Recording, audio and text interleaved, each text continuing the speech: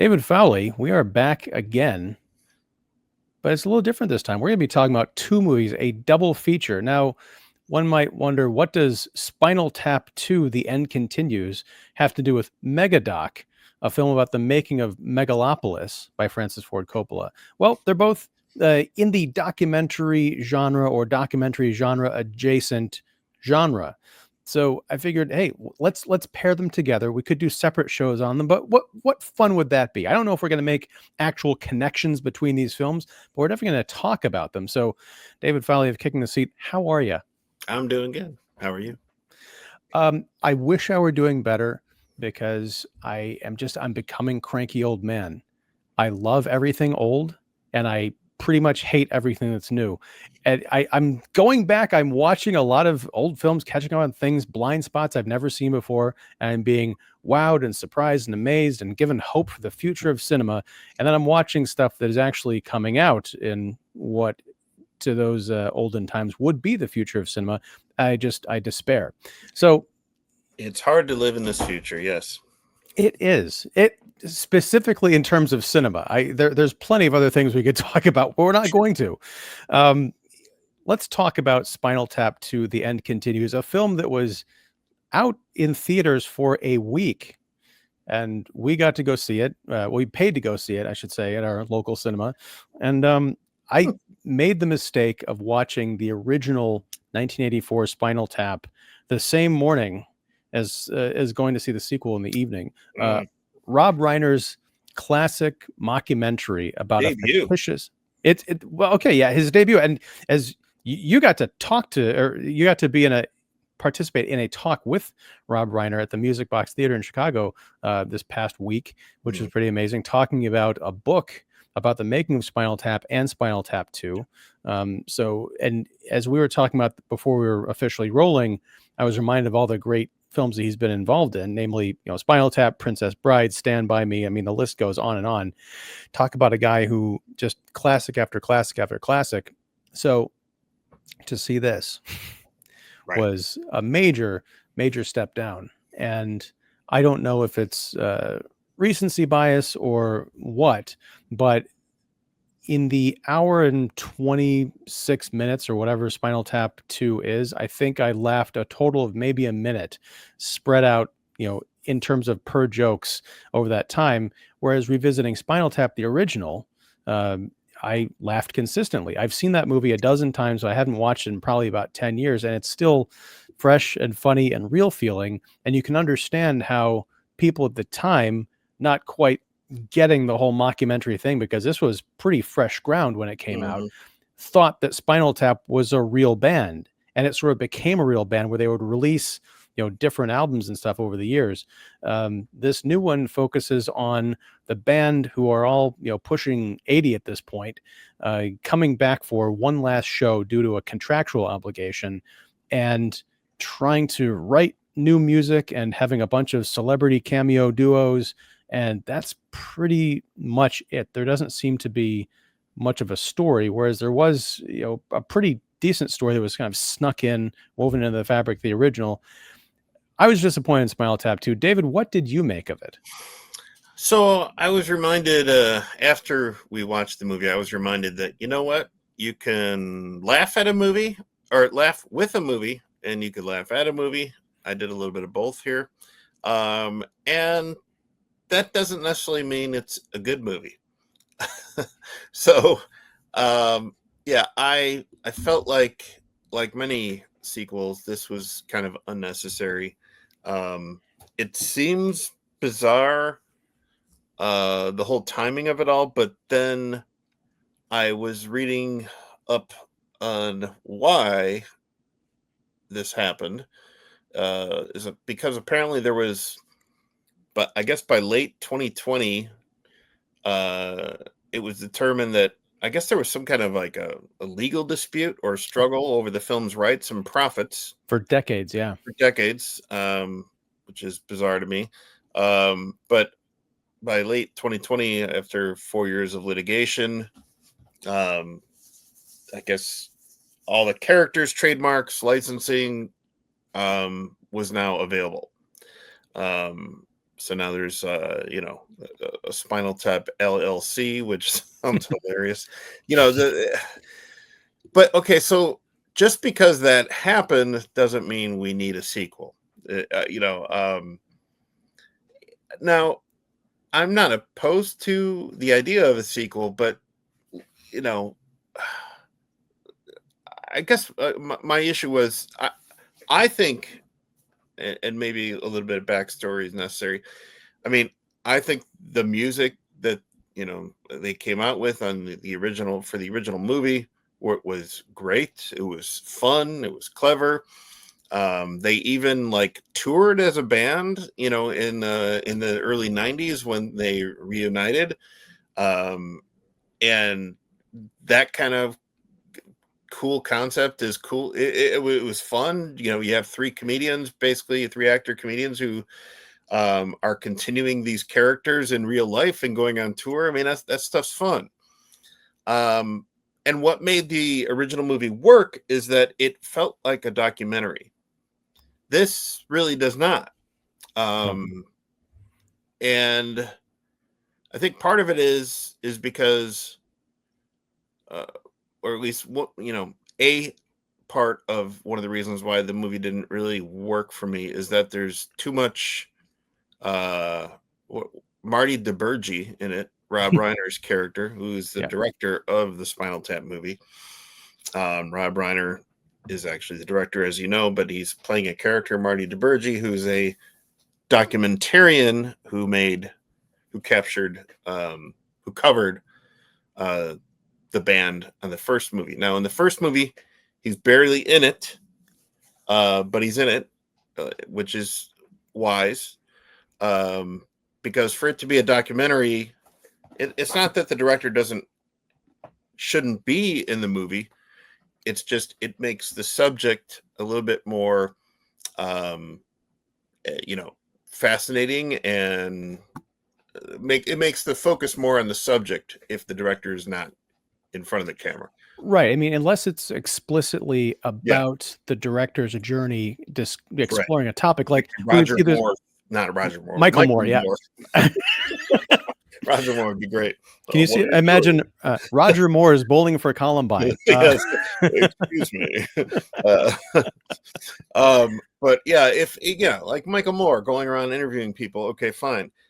But in this movie, there's a lot more Rob Reiner as Marty DiBergi, and it just all of a sudden like takes the focus more away from the three members of the band. And yes, we catch up to them and all that, but it just kind of sets the tone a little bit differently. At least that's how I gathered it right away. And you went along with it just to see how it was going, but right away I kind of felt like, this is a little different and not in the best way.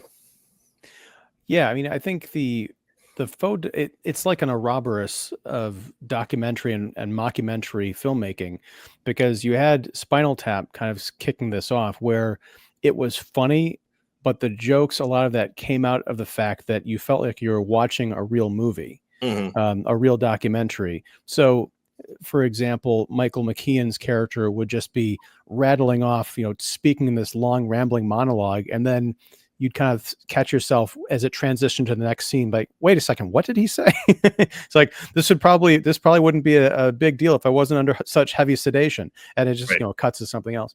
In this film, there are a couple of very conspicuous non-documentary shots, like when Christopher Guest's character Nigel is talking to his girlfriend, and he's kind of sitting on some steps, and he's on his iPhone, and they're kind of FaceTime with each other.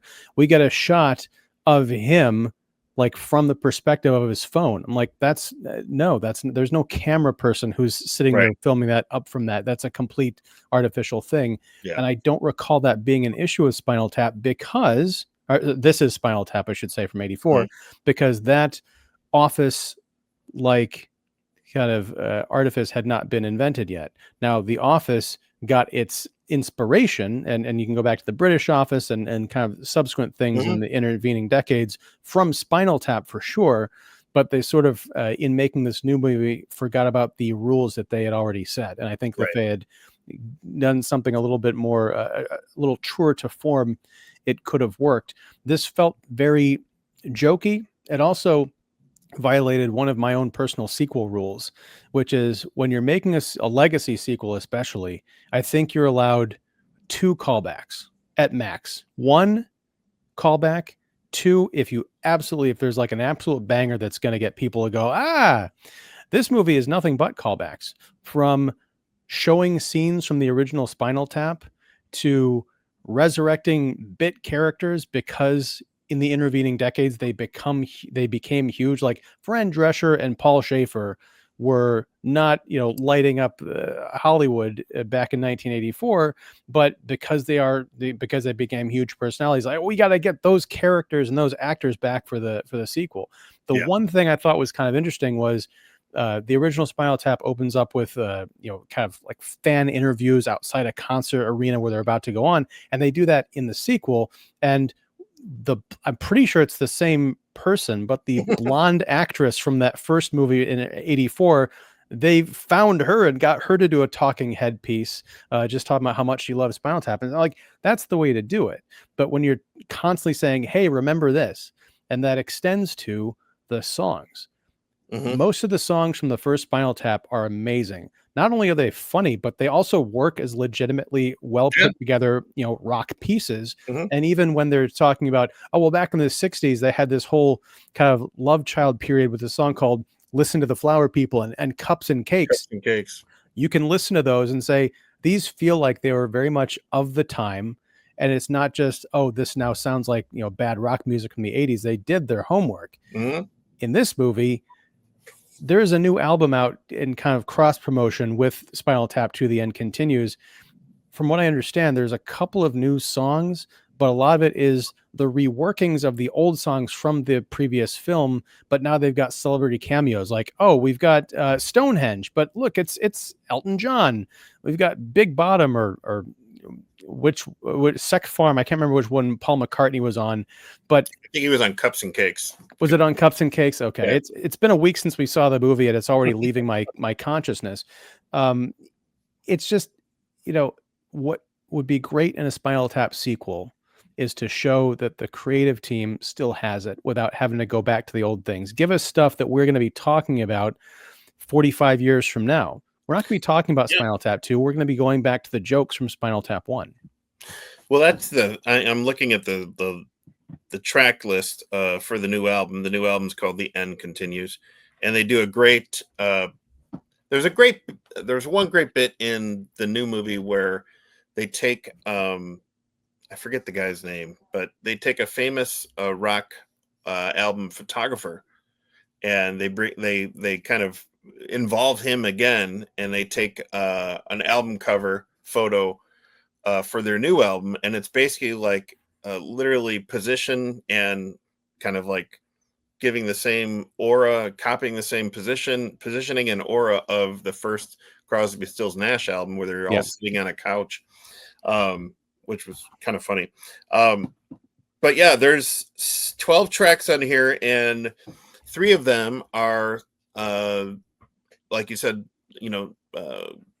kind of duets with cameos. I'll listen to the Flower People with Elton John, Cups and Cakes, Paul McCartney, Stonehenge with Elton John, and the rest are all new songs. But where are those new songs in the movie? Those new songs in the movie are they're kind of noodling them out, and they're working on them in the studio in New Orleans, because we haven't even talked about the whole idea of this movie was that there was a contractual obligation with the original manager that they found out, and now the deceased manager's daughter is now their manager, and she's saying that, you know what, you're contractually obligated to do one more concert. So they find a venue in New Orleans because there was a cancellation due to an evening with Stormy Daniels being canceled. That part's kind of funny. Yeah. And so they spend like a week or two in advance of the gig working on what we think is new material that they're working on. And that whole aspect is kind of interesting, where they're coming to terms with kind of like where they're at in life now, the three of them, and how they're kind of forced to work together again to meet this contract obligation.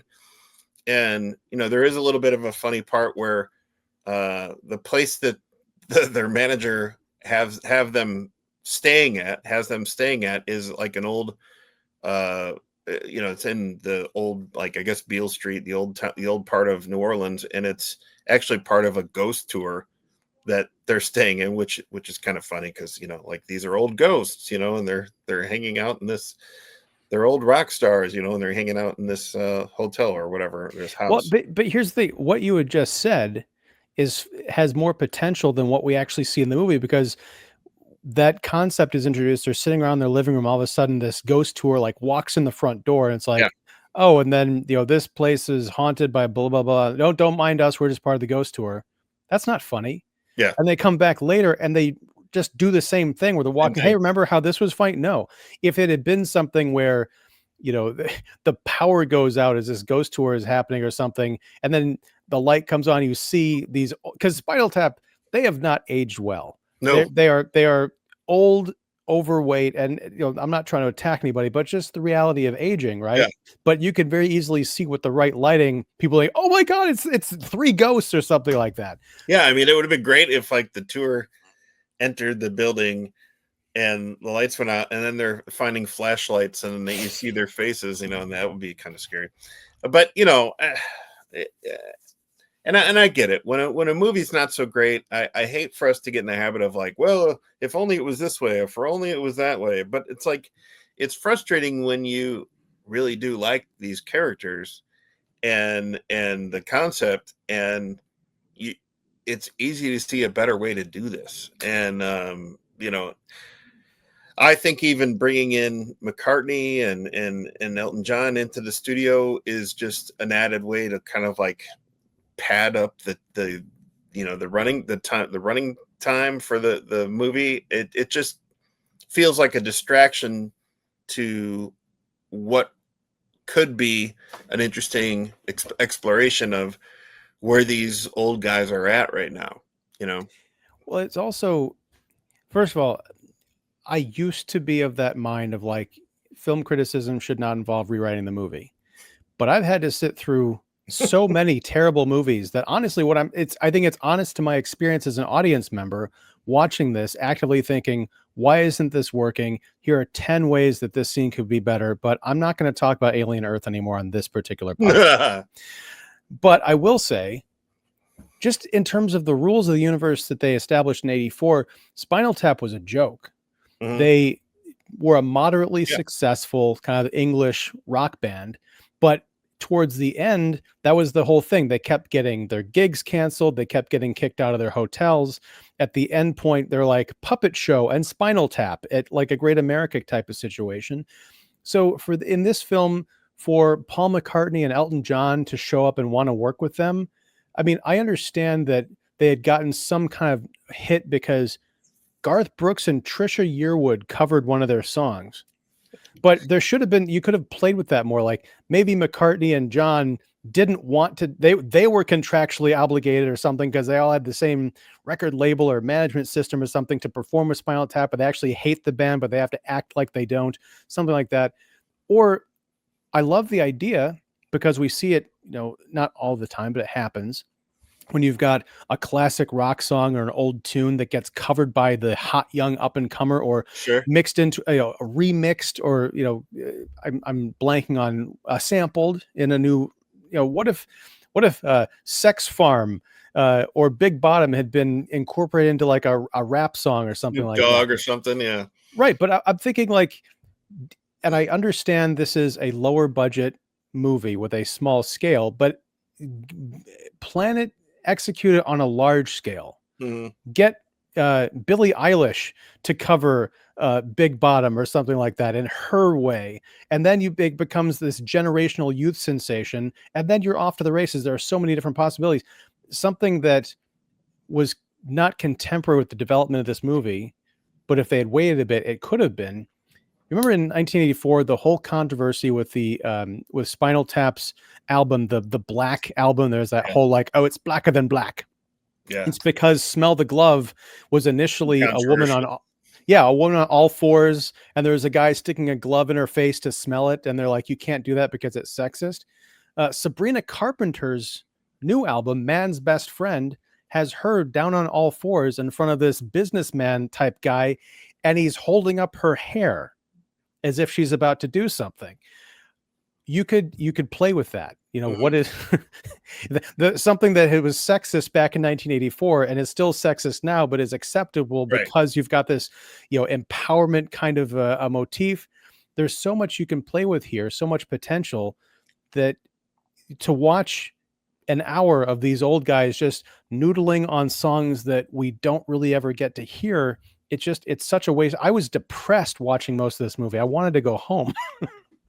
I mean, I think that, like, what you're saying about Sabrina Carpenter, like, there's some potential there that the movie could have, like, almost had these three guys become like strangers in a strange land, where it's like, you know, and that would probably require another writer coming in, you know, because this is also written by, like, I guess the four of them, or at least the three of them, minus Rob, but or I guess I think he wrote I it think as he's well. credited as a writer. Yeah. Mm-hmm. And so, you know, it to have them get back together due to a contractual obligation is an interesting concept. But then also, like, what does that mean in today's music business? You know, are they still considered, you know, raunchy or you know, risque or whatever like that? Well, as you just mentioned, no, not really. And who's gonna care and who's gonna pay attention to them if they come back? Sure, you're always gonna have even like there's always gonna be cover bands out there. I mean, there's tons of bands out there who are, whether they're making money or not is debatable, but I mean, there's cover bands of, like, heck, Night Ranger cover bands. There's freaking Quiet Riot cover bands, you know, out there. And even when, you know, those bands get back together, you know, for, you know, you have like a Quiet Riot White Lion concert or something, there's still going to be people that come out there for that.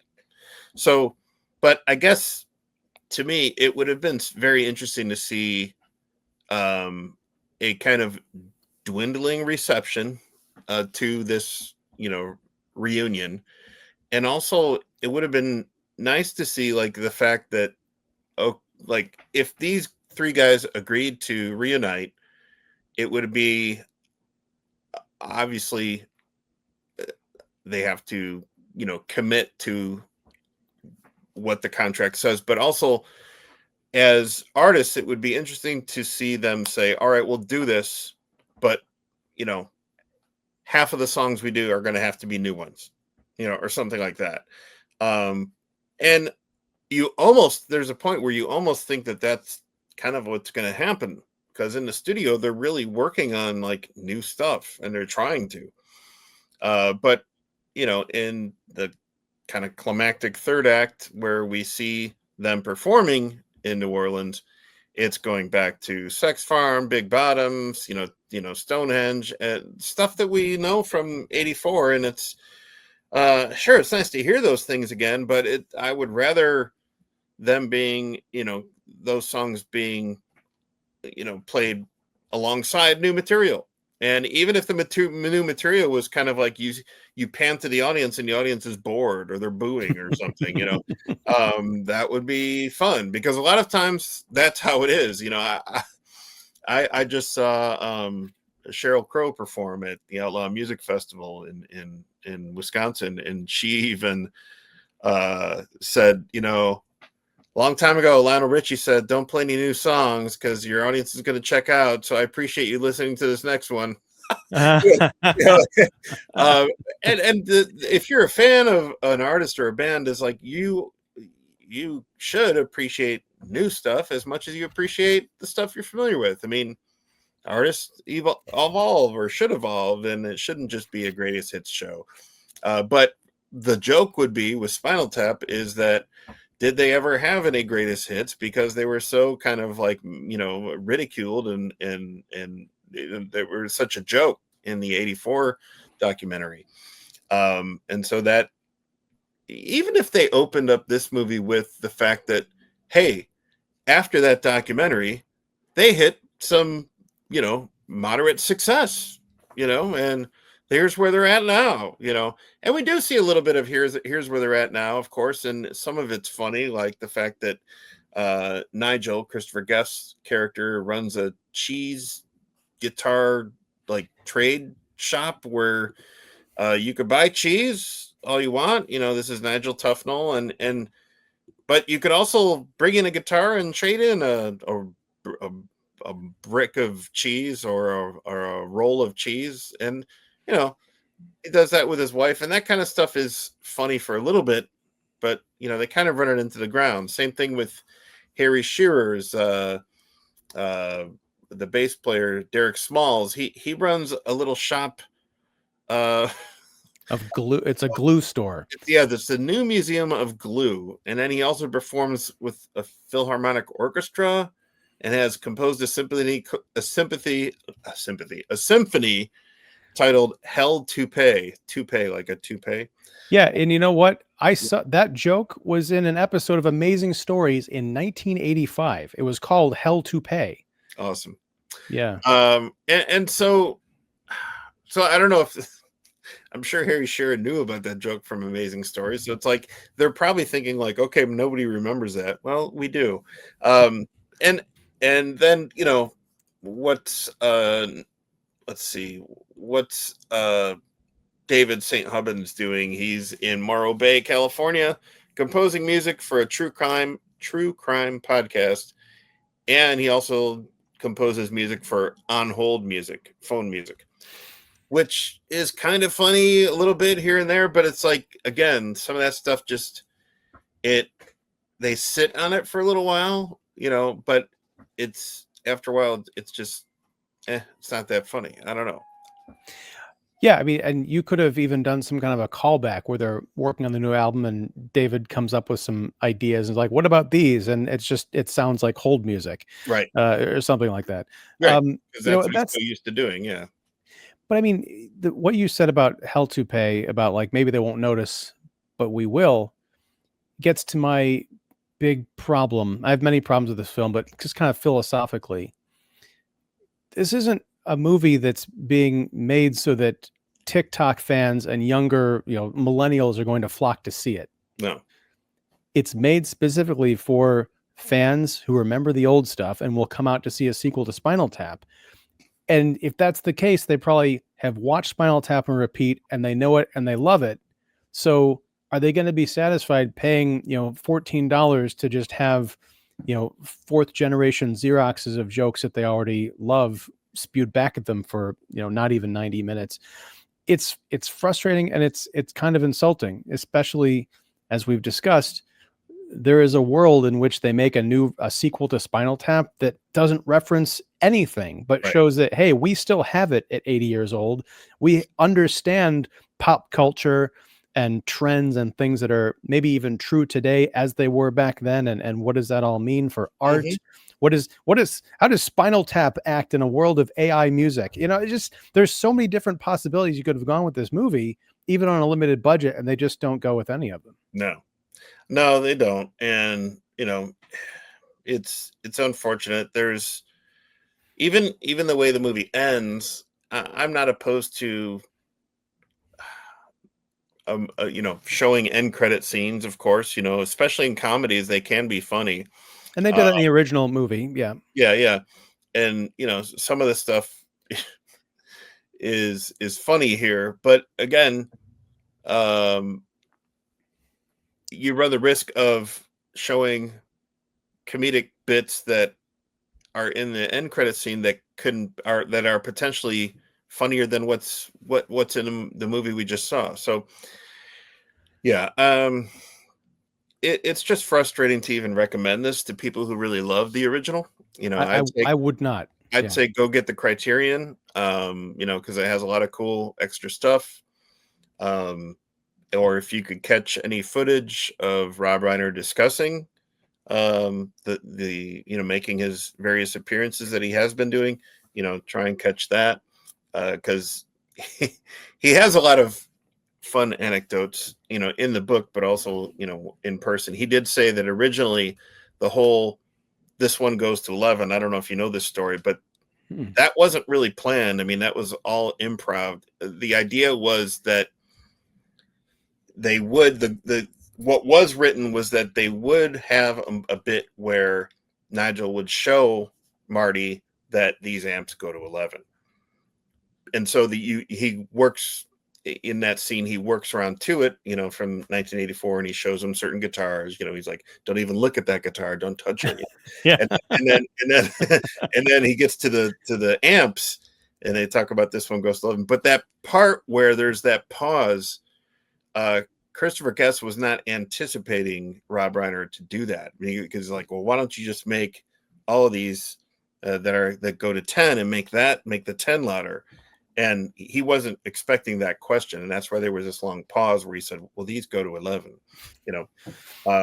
That was totally improvised, which was great. And you don't really have those moments that feel like improvisation here, because it feels like it's filmed more like a movie than a documentary. It feels a lot more planned out than the spontaneity of the first one and the way that was made. I agree. I wasn't a big fan of. I typically am not to begin with, but the whole showing footage in this movie, showing footage from the '84, like just clips, like I'm like, why are we doing this? It's like it just felt like filler. Well, especially because when they bring back Fran Drescher and Paul Schaefer, maybe they said something funny, but I was just so like in my head of like, why are we revisiting these minor characters? I think it would have been more funny to get Dana Carvey and Billy Crystal as the waiter mimes. Maybe they're now top record executives or something. Do something fun with that. Yeah. One of my favorite lines from Spinal Tap, again, it's just a drive-by line that you wouldn't even necessarily catch, is when they are at the hotel and they there was Howard Hessman was the manager of this younger up and coming rock group, and they kind of diss Spinal Tap, and then they kind of part ways and they're talking trash about them. And then he says, I think it was Nigel complaining to Ian, the manager. He says, yeah, that guy used to open for us, and he was terrible back then. They were still booing him when we came out on stage. Like, hilarious. Yeah. Hilarious. I did like the whole process of them. I didn't like the process of them auditioning for drummers, but I do like the drummer that they eventually landed and went with, a character named Dee Dee Crockett, played by Valerie Franco, who's a musician in her own right, and a drummer and also a podcast host. But that was a nice little touch. What they did with her, with the whole Derek Smalls thing was kind of lame, but that was a nice kind of, bringing in something new to what we're used to. That was a nice touch, and she had nice energy, but not enough to really make the movie stand out for me. And that's the thing. I think they didn't do anything with her. I mean, at all. Yeah. The only thing I took away from it was there's this whole thing about like the drum kit is now bright green. And when I saw that drum kit, before they even mentioned it, I saw it in the background. I'm like, okay, they have a green drum kit because one of the jokes from the first movie, because Spinal Tap keeps losing drummers in mysterious accidents. And the most famous one was one guy exploded on stage and the only thing left was a green globule. I'm like, oh, that's a callback to the green globule moment. I just kept on thinking of that recent comedy Friendship, where Tim Robinson bought a green drum kit and wheeled it over to Paul Rudd's house. Right. But the reason I brought this up is because I saw that in the background, and being a Spinal Tap fan, I drew that connection. I was like, that's cute. But no, we get 2.5 minutes of explaining why the drum kit is green. I'm like, no, you don't need to do that. Yeah, like, who are you doing that for? I mean, there's like going back to what you said, there's really not, this isn't going to be somebody's first Spinal Tap movie. And if it is, that's kind of concerning, because why? I don't know. I'm very curious to like you said, it hasn't been in the theaters long. I don't think it's even in any theaters anymore. But it's like, where is this going to go now? It's like, I don't know. Well, I haven't read it yet, but I'm going to pick it up. There's that book that we mentioned, The Making of Spinal Tap 1 and 2. I have a feeling that's going to be much more entertaining and probably funnier than the actual movie. So let's transition to Megadoc. Yes. The movie, Mike Figgis's film, about his documentary, a genuine documentary about the making of Francis Ford Coppola's legendary / notorious movie Megalopolis, which came out, was it last year or 2 years ago? Time means nothing to me anymore. But yeah, this was another one. I think it's a fascinating documentary. I'm glad I watched it, but I don't know that I would recommend it to anyone. Well, that's the thing is, for however you felt about it, it really is only for people who've seen the movie, Yeah. Megalopolis. And however you felt about that movie, I think I would highly recommend this documentary, because I think it's a really fascinating documentary, regardless of whether you thought Megalopolis was successful or it was, just a big old stink bomb or whatever. I found it very interesting, and Coppola, he's never really been opposed to having like a documentarian nearby. I mean, he had his wife, on the set of Apocalypse Now, and she made a great documentary called A Filmmaker's Apocalypse. And I know that there was a long documentary, or at least a very long behind the scenes stuff for Bram Stoker's Dracula that he directed in the early 90s. So he's not opposed to it. And so it's very interesting to see, an 82-year-old director He was 85 when yeah, because he says that towards the end of the movie. He was 85. That's right. Yeah. I think he was 82 when he started this whole thing. But even, well, he was like 42 when he started, because he's been thinking about this movie since like the early 1980s. Yeah. So it went into production in 2022 when he was 82. So, but it was in like 40 years of development, so it's, but, and he's spending like $120 million of his own money. I don't feel bad for him because that's coming out of his wine, business, whatever. And, there's what's also interesting in this documentary is that there's interviews with a lot of the actors who would eventually be in the movie, but there's also footage of read-throughs from I think it was 2001, 2003. Like, right. There are a few different iterations of this from like 20 plus years ago, right. And we get to see some of that. Yeah. So a little bit of De Niro, a little bit of like Ryan Gosling in the Shia LaBeouf part.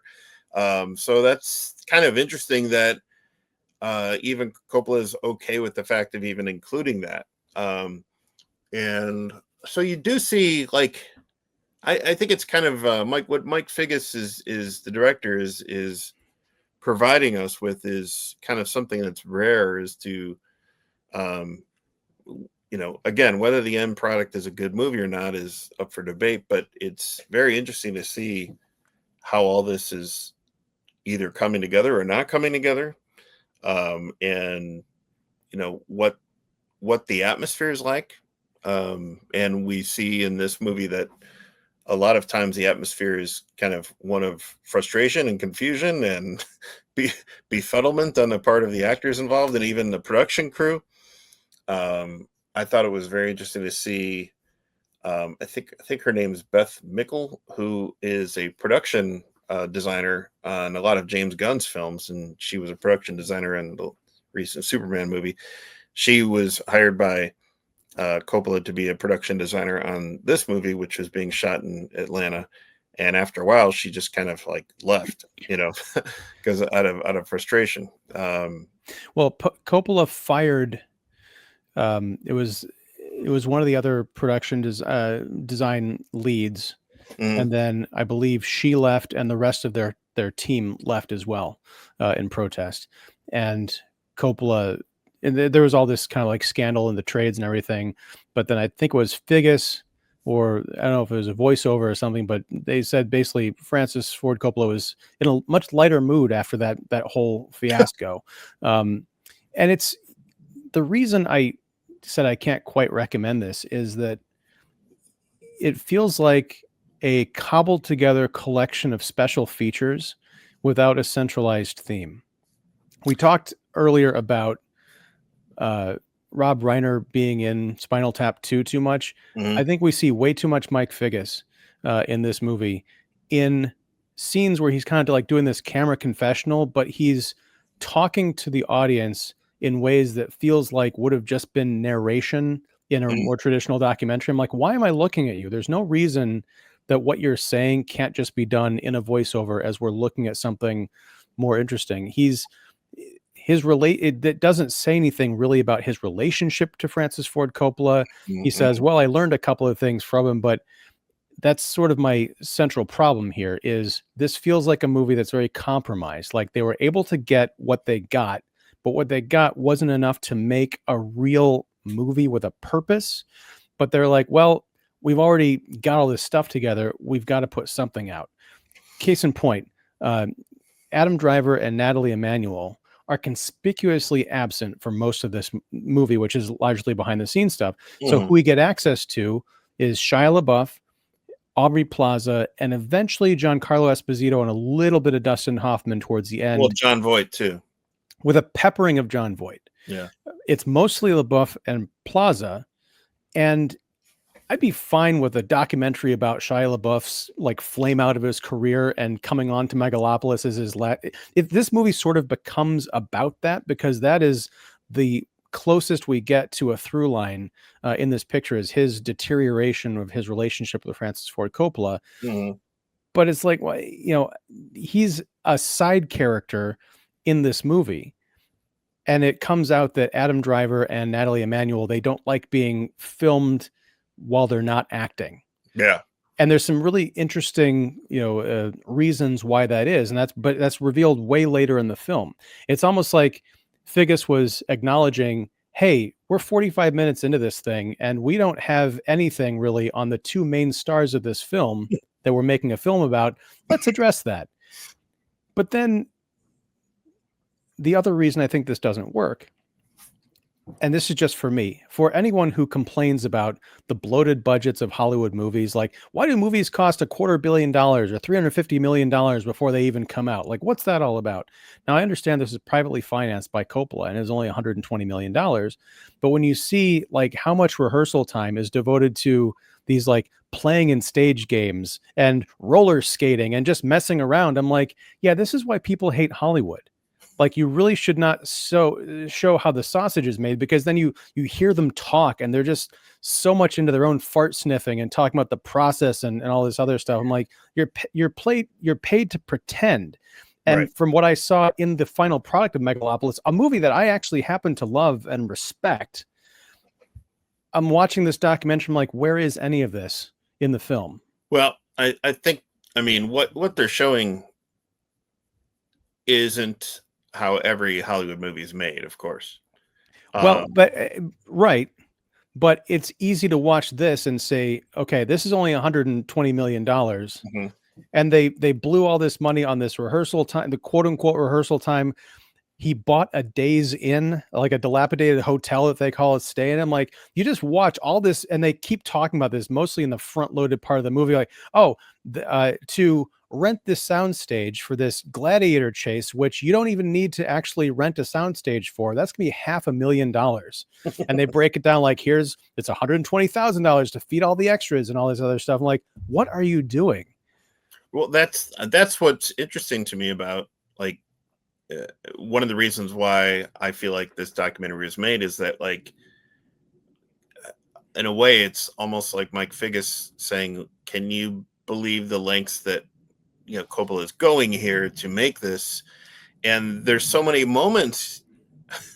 I mean, he keeps on going, the credit as an artist to just keep on going. But there's so many moments in the movie where Coppola's just like kind of at his wit's end and kind of frustrated, and things just don't turn out. And it's like, but to me, I'm sitting here wondering, like, why are you doing this? And there's that one line that he says to Shia LaBeouf. He's like, why am I doing this? I don't need the money. I'm not doing this for the awards. I'm not doing this. And he's asking Shia LaBeouf, why am I doing this? And Shia is trying to come up with answers, and eventually Coppola's like, for fun. I'm doing this for fun. I'm like, it doesn't look like you're having fun anywhere in this movie, really. And the idea of how he's trying to communicate certain things, certain aspects of, like, say, the characters that he's created, or certain aspects of, like, a scene, or even the kind of acting games that he's coming up with in rehearsal. It even seems like some of the actors are just like, okay, what? Yeah. What are we doing here? And to me, that makes for an interesting documentary. Like, for the actors to be so befuddled and taken aback. It's not just Shia LaBeouf, flaming out. It's, even even like Dustin Hoffman, who has a very small role in the movie. He was just like, well, first of all, I'm in this movie because Jimmy Kahn died. It's like, basically, because and I found that funny, like, the Coppola to even mention that. It's like, yeah, James Caan was my first choice, so can you be in this movie? And what are you going to say no to Coppola? But still, when you get the script, it's like, what? Okay. Well, it's, it would almost, and this wouldn't necessarily work in the context of a documentary because it'd be very specific, but I could see this almost being like an Almost Famous kind of a film. Mm-hmm. So, because there's that famous line of, like, oh, if Coppola called me up, I would read the phone book, Yeah. or I would sweep floors on his set, Right. in order to be in one of his movies. What if there was a young actor who got that opportunity, and then they get on set and, like, this is a nightmare. This is a circus, and there's no one at the helm. There's a very interesting scene towards the end where Giancarlo Esposito and Dustin Hoffman are having a scene, Mm-hmm. and it's very reminiscent of the famous Christian Bale flame out on the set of Terminator 4, with the lights and, yelling and all that stuff, where there's a crew member who's behind the camera, so we don't see what's going on. But when they're yelling action and Hoffman is trying to deliver his lines, like, there's someone in my eye line, Like, or still talking or something like that. no, Yeah. he said, he was delivering I can still see delivering it. his dialogue. He says, sorry, we have an eye line problem. Yeah. And then they go again, and he's like, I'm sorry, we still have an eye line problem. And then there's people talking, and then Giancarlo Esposito stops everything, and he says, look, I know we haven't been running things professionally up until this point for this entire shoot, but for this scene, for this moment, we're going to run things professionally. I know it's uncomfortable because we haven't been acting like adults. And he goes on and on. I'm like, this is great because it also mirrors an earlier scene where Shia LaBeouf there's a scene where his character goes into an office and he roughs up a guy sitting behind a desk, but he actually started getting physical with this guy. And the actor comes over to Coppola after the scene wraps. And then Coppola's like, because I guess that was a rehearsal. And then Coppola's like, okay, we're going to shoot that. And the guy said, well, I'm not doing that. And then he kind of, like, storms off. He's upset. And then Shia LaBeouf comes like, well, what? As if the guy was sitting at my desk with his feet up, I'd rough him up. And, Coppola's like, I don't know. It's just the movies or whatever. Like, Coppola is constantly talking about how the production is too big. He wishes it was just like him and like 3 other people making this passion project, but he can't get his vision realized without this army of people. And I'm like, yeah. And it's frustrating for me as an audience member to see someone just, like, running this weird monkey show and not really thinking about the impact that his action and lack of action is having on the people that are having to do all this for him and how they actually feel about it. Right. Because aside from Shia LaBeouf and, like, not even Aubrey Plaza, because her big thing is she just wants to arm wrestle Dustin Hoffman and maybe even get weirdly sexually propositioned by him. I don't know what that was all about. It just, again, it feels like a movie that you need a next step. What if, because that's the other fascination, true, you brought it up, is all the people that were in this movie, like Uma Thurman, Billy Crudup, have Mike Figgis catch up with them and say, what happened on Megalopolis? Was it, they it's a pay or play thing, or I had this other conflict and I couldn't come back to it, or I couldn't deal with that guy anymore. He's a maniac and he doesn't know Yeah. how to run a movie. Yeah. Or apparently I was told I aged out of the role. Well, that's because too much time has passed. It's not my fault. Right. But Yeah. that's the next step of the story. Whereas what we have now is an assemblage. I could see this being like the first draft of the documentary and then saying, okay, what now? Yeah. When Adam Driver, he gets interviewed, to hear him talk about acting and the process, I'm like, this is at the end of the movie. And I feel like this is the first time in an hour and 30 minutes where I feel like I'm watching someone who knows what they're talking about, who cares about what they're talking about, and who's doing their best in this environment to make some art. It would also be interesting when you talk about Driver is maybe if, I don't know if Coppola ever had a conversation with Driver or Emmanuel to kind of participate more in Figgis's documentary. It's like, look, I have him on the set here and he's capturing the making of my movie, our movie, for his documentary. I would really appreciate if you participated. And it would have been interesting because I think we would learn more about like their decision not to, be interviewed or partake in Figgis's documentary. So it would have been interesting if there was that kind of conversation. If that, I don't even know if that ever happened, but I would watch that. But yeah, it's so interesting because I remember watching Megalopolis and thinking, last year, almost a year ago, and thinking, you know what? As I'm watching this, I would rather see a documentary about the making of this movie than this movie. And one thing I was very curious about with this Figgis documentary is that there's no ever any talk about his Coppola's decision to involve like somebody from the audience in the movie, like a planted media interviewer for a certain scene in Megalopolis.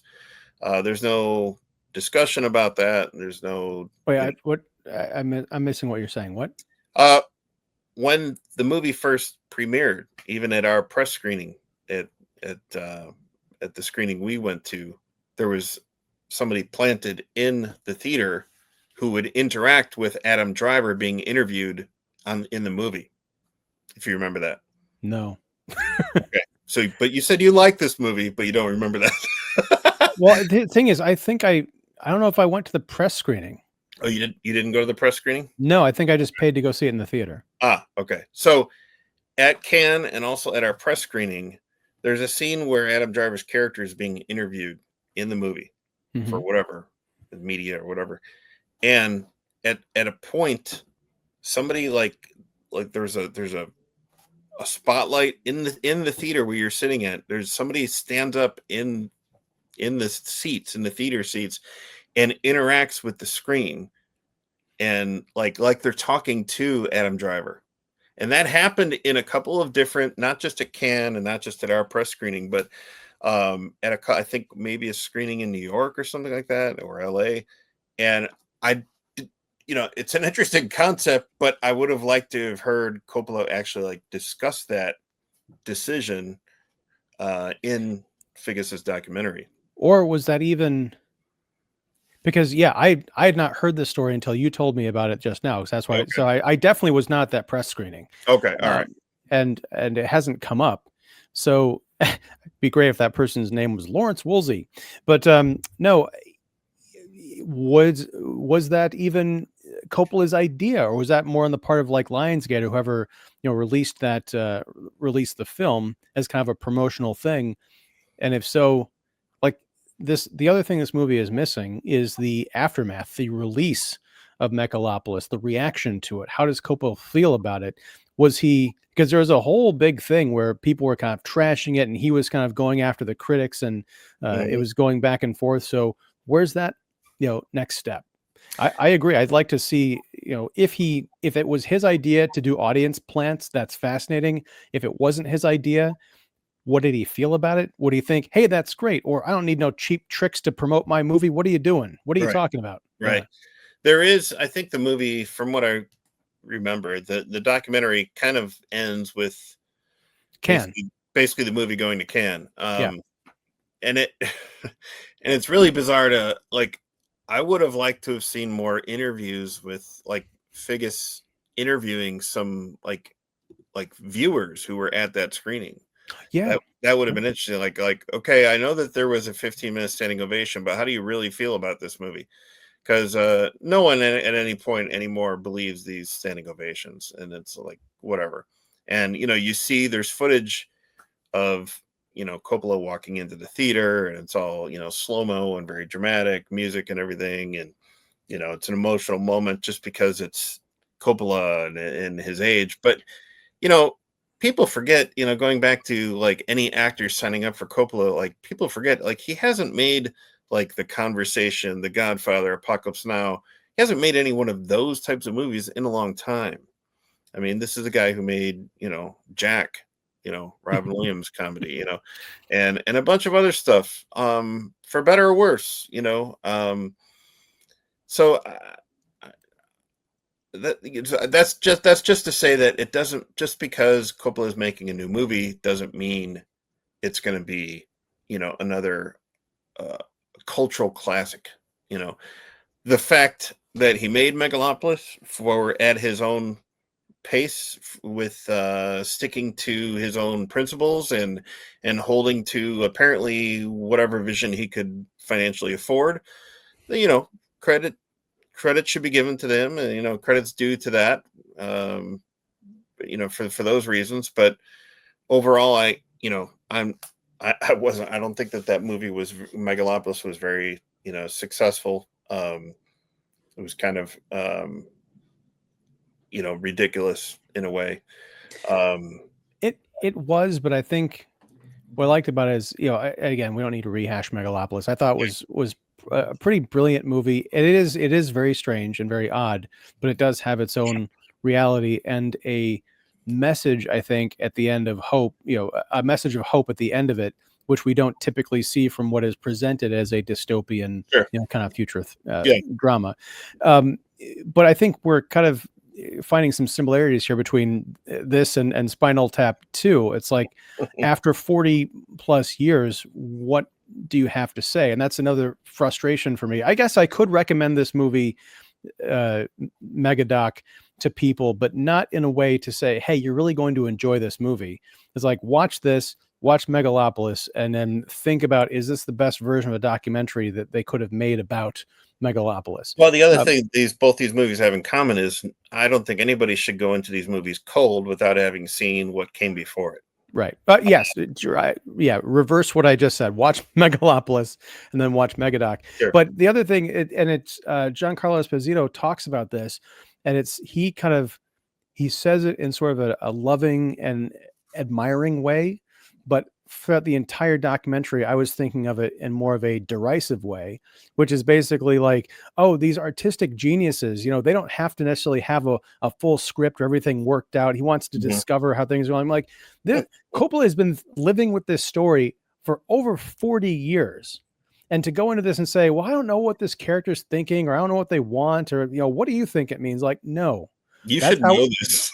Yes, you should know that. You should be, there's room for actors to play and maybe give you an interpretation that you hadn't thought of, but it shouldn't be like, oh, I've never thought about this character's motivation. That's really interesting.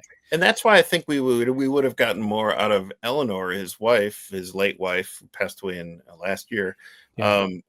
I think, if anybody, I would assume she would know a lot more about the ins and outs of the life of how this the concept of the story, evolved over time, and also how Coppola evolved with it. Maybe at one time he totally knew how these characters were going to be, or were supposed to be, but over time, either he's changed on the stance of this characterization, or he's totally forgotten because he's in his 80s. So maybe she could have been a good soundboard for, yeah, well, this is how I remember the story being. And I remember Francis telling me all about this story while he was working on Cotton Club or whatever.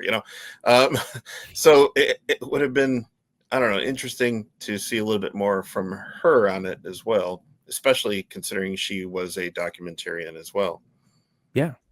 Yeah, so that's I guess the connective tissue for both Spinal Tap 2, The End Continues, and Megadoc is the loss of potential, or the wasted potential in both projects.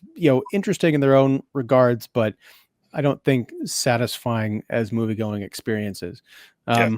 Well, I was a little more high on Megadoc than Spinal Tap 2, for sure. I was too, because I didn't want to, walk out of Megadoc. You didn't have to. That's true. Well, I could have walked out of the room and come back to my laptop, but right. yeah. But yeah, it's I guess that's a good place to leave it. So David Fowley, Keeping It Real, thank you very much for going on both these journeys with me. And yeah, any closing thoughts on these films? I mean, one's more fascinating than the other, I would say. But again, I would not recommend these movies to anybody who hasn't seen what's come before it. Right. All right. Well, David Fowley of Keeping It Real, thanks again, folks out there. Please check the description below for links to David's stuff. And also, if you liked this show, please feel free to like, subscribe, and ring the bell for notifications and all that good stuff. And until next time, whenever that is, whatever that is, thank you very much and take care.